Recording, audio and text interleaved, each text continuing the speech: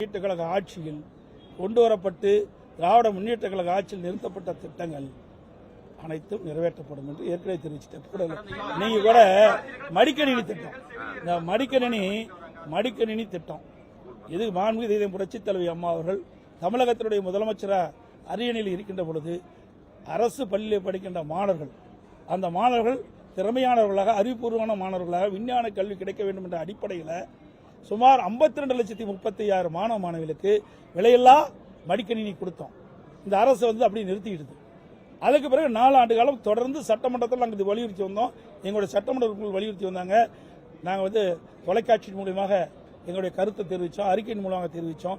ஆனால் 4 ஆண்டு காலமாக இந்த மடிக்கணினி வழங்கிட்ட திட்டத்தை இந்த அரசு நிறுத்தி இருந்தது.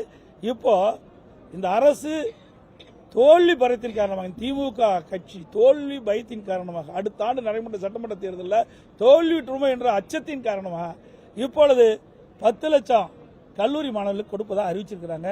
அது கூட முழுசாக கொடுக்க முடியாது. ஏன்னா அறிவிச்ச உடனே அதில் அதை தயாரித்து கொடுக்கிற அளவுக்கு அந்த நிறுவனம் இல்லை என்றுதான் எனக்கு கிடைத்த தகவல்.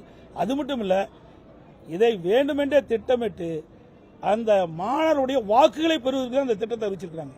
உண்மையிலேயே அந்த மாணவர்களுக்கு நல்லது நடக்க வேண்டும், நன்மை நடக்க வேண்டும் இருந்தால் இந்த கல்லூரி துவங்குவதற்கு முன்பாகவே இதை கொடுத்திருந்தா பயனுள்ளதாக இருக்கும்.